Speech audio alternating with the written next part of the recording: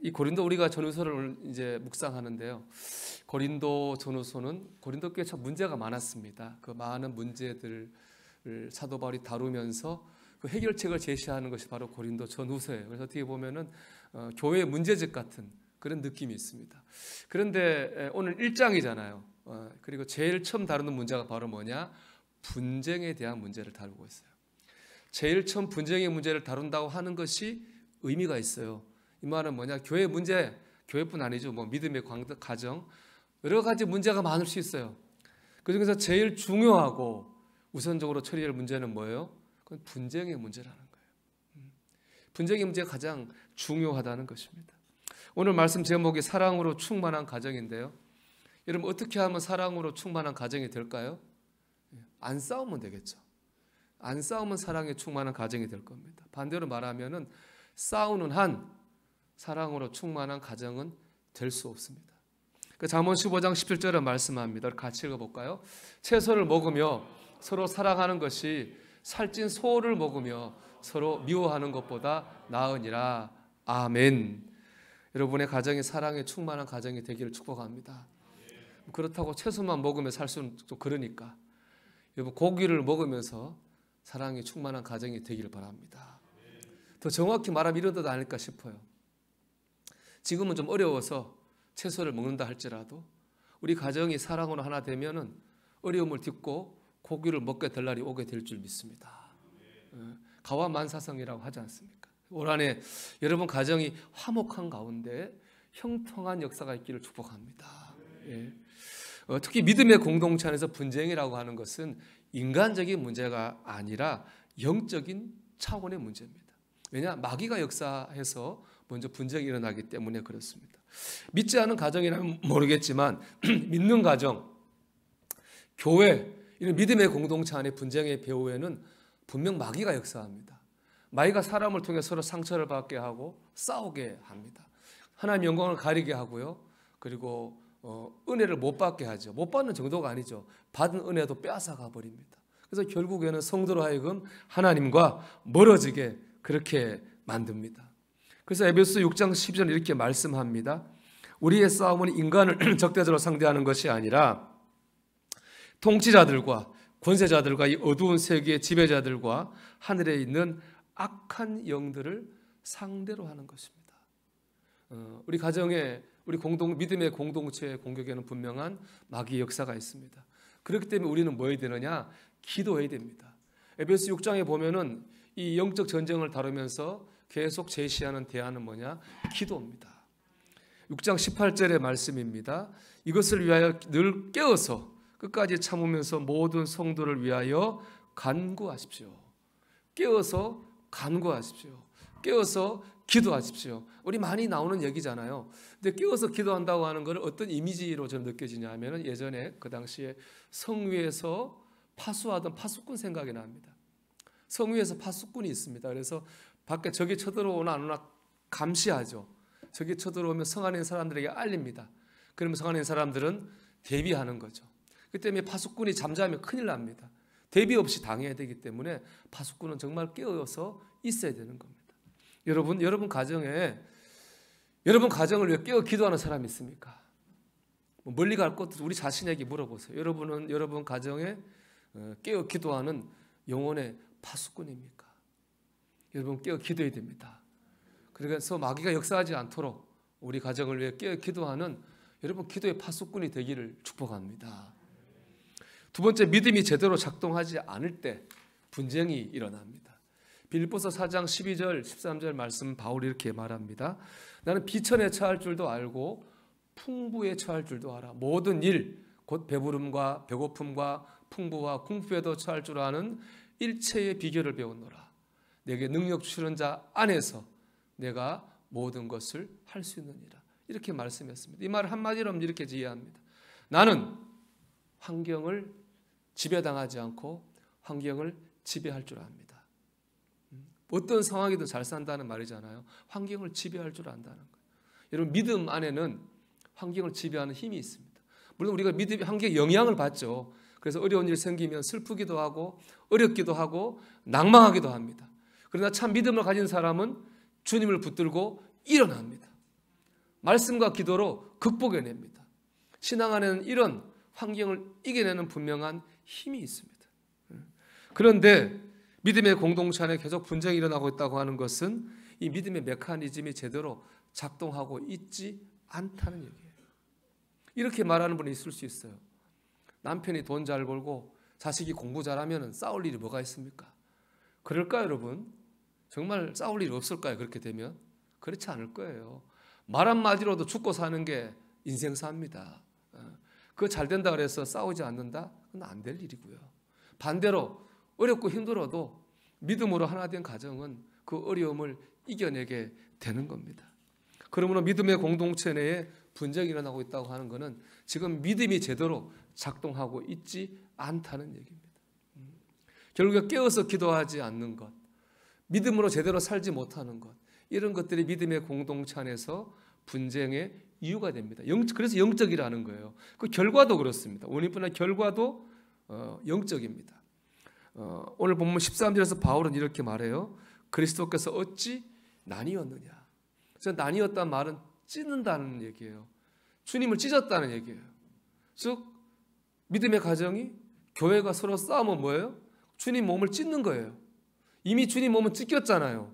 우리가 우리 죄를 지고 주님이 죽으셨어요. 십자가에서. 우리를 구원하셨어요. 그냥 구원하신 거 아니잖아요. 몸이 찢기는 희생을 통해서 주님이 저와 여러분을 구원하셨거든요. 근데 우리가 싸우면 찢긴 주님 몸을 또 찢는 거예요. 우리 그렇게 해서는 안 되는 거죠. 단지 우리끼리 싸우는 문제가 아니라 주님의 몸을 다시 찢는 죄를 범하는 것입니다. 여러분 전도하다가 망한 게 보셨습니까? 봉사하다가 망한 게 보셨습니까?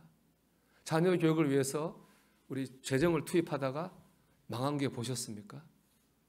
제가 지금까지 그런 게 없었습니다.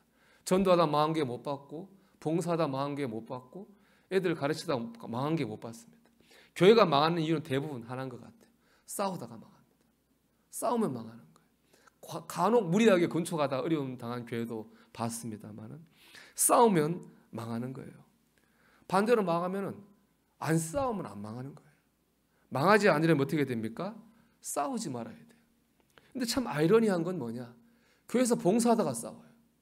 집에서 자녀 교육 문제로 얘기하다 싸워요. 그럼 제일 안 될 걸 제일 하면 안 되는 거 하는 거예요. 여러분 제일 나쁜 건 싸우는 거예요. 싸우면 망하기 때문에 그렇습니다. 우리는 모든 일을 하는 데 있어서 싸우지 않는 일에 초점 맞춰야 됩니다. 뭘 하든지 교회에서 하든 가정에서 하든 모든 일에 화목한 일에 초점을 맞춰야 됩니다. 그러면 망할 일이 없습니다. 여러분 망하지 않고 흥하시길 축복합니다. 이를 위해서요 해야 될 일이 있습니다. 주님을 바라봐야 됩니다. 오늘 본문을 보면 고린도 교회인들이 서로 싸우다가 파벌이 갈라졌어요. 4개로. 베드로파, 아볼로파, 바울파, 그리스도파 4개로 파벌이 갈라졌어요. 그 구성을 보면은 베드로파는 주로 이제 여기 고린도는 이방인 지역이지만 이민온 유대인들입니다. 유대인들은 율법적 성향을 가지고 있잖아요. 그런 율법적 성향을 가진 사람들이 베드로라고 이름하에 모여서 이렇게 베드로파를 만들었습니다. 그런가 하면 아볼로파는 누구냐면 아볼로는 그 당시에 유명한 성경 교사였어요. 요즘 뭐라 하면 유명한 강사죠. 아주 학자고 강사였습니다. 아볼로파는 그런 아볼로의 말씀에 영향을 받은 지식인들이 모인 사람 파가 아볼로파예요. 바울파는 뭐 당연하겠죠. 고린도 교회를 세운 사람이 바울이고 전도하고 양육한 사람이 바울이니까 당연히 바울의 영향력 안에 있었을 거예요. 바울파가 있었고 그리스도파가 또 있었습니다. 그리스도파는 누구냐? 신비주의자들, 은사주의자들입니다. 은사를 강조하는 그들이 그리스도라고 하는 파 이름에 모였습니다. 자, 이를 보면은 아는 게 있어요. 내세우기는 베드로 내세우고 바울 내세우고 아볼로 내세우고 그리스도 내세웠지만 결국에 뭐예요? 결국에 자기들끼리 모인 거예요. 유대인끼리, 지식인은 지식인끼리, 은사주의자는 은사주의자끼리, 개척 멤버는 개척 멤버끼리 모인 거예요. 내세우기만 따는 사람이 있어 이름을 내세운 겁니다. 결국에는 뭐죠? 자기 뜻대로 모이는 거예요. 결국에 분쟁의 원인도 바로 여기 있어요. 베드로 때문에 분쟁 난 게 아니에요. 바울 때문에 분쟁 난 게 아닙니다. 그건 명분이고 자기 뜻과 자기 생각을 주장하다가 거기서 분쟁이 나고 싸움이 났습니다. 믿음의 공동체 내에서 일어나는 분쟁의 명분은 항상 신앙입니다. 주님의 뜻 내가 기도해 봤더니 항상 명분은 신앙이에요. 그런데 분쟁이 난 자리를 가만히 살펴보면은 거기는 항상 주님의 뜻보다는 내 뜻이 앞서 있다고 하는 것을 볼 수 있습니다. 제가 이 시간 주님을 바라보자가 바로 이겁니다. 내가 주님 바라보자고 하는 것은 이게 지금 내 뜻인지 이게 주님의 뜻인지 생각해 보자는 거예요. 지금 내가 맞다고 생각하는 그것이 정말 이게 주님의 뜻인가 내 뜻인가를 생각하고 분별해야 됩니다. 분별이 어려우면 확실한 주님의 뜻이 하나 있습니다. 뭡니까? 안 싸우고 사랑하는 겁니다. 그게 주님의 뜻이겠죠. 또 있습니다. 주님을 바라보자고 하는 것은 주님이 기뻐하시는가를 생각해 보자는 거예요. 13절 하반절 말씀입니다. 바울이 너희를 위해 십자가에 못 박혔으며 바울의 이름으로 너희가 세례를 받았느냐. 바울이 한 말이에요. 누구한테 한 말일까요? 바울을 추종한다고 하는 바울파들에게 한 말이에요. 좋은 말이겠어요? 바울이 화를 내고 있던 거예요. 참 이게 보면 이것도 아이러니예요. 바울파에 모인 사람들도 바울을 존경하고 추종하는 사람들이잖아요. 그래서 바울파로 모였는데 정작 당사자인 바울은 그것 때문에 화가 났어요. 기뻐한 게 아니라 내 이름 걸고 갈라져 싸우는 것 때문에 그것 보고 바울이 오히려 화를 내는 거예요. 바울을 기쁘게 하지 못했어요. 바울만 그랬을까요? 베드로, 아볼로 자기들 이름 걸고 싸우는 거 보고 기뻐했을까요? 더 깊이 들어가면 그리스도파 예수님께서 예수님 이름 걸고 싸우는 사람 보고 기뻐했을까요? 전혀 아닐 거예요. 전혀 아닐 거예요. 그 가운데 있는 사람들은 급파인 사람들은 그 사람을 기쁘게 한다고 생각했을지 모르지만 정작 당사자는 전혀 기뻐하지 않았습니다. 교회는 이래야 되고 믿는 가정은 이래야 돼. 이것이 맞고 이것이 주님을 기쁘게 하는 거야. 그렇게 생각할 수 있지만 정작 오히려 그 주님이 그 모습 기뻐하지 않을 수 있어요. 주님 바라보자고 하는 건 지금 내가 갖고 있는 생각이 정말 주님이 기뻐하실 것인지 아닌지를 분별하자는 거예요. 여러분 주님 바라봐야 돼요. 정말 이게 이렇게 하는 게 주님 기뻐하시는 건가? 분별이 어려우십니까? 주님이 기뻐하시는 확실한 게 하나 있습니다. 그건 뭐냐? 믿음의 가정과 교회가 사랑하는 것입니다. 요한복음 13장 34절의 말씀입니다. 새 계명을 너에게 주노니 서로 사랑하라. 내가 너희를 사랑한 것 같이 너희도 서로 사랑하라. 사랑하는 게 주님이 기뻐하시는 뜻입니다. 여러분 주님을 바라보십시오.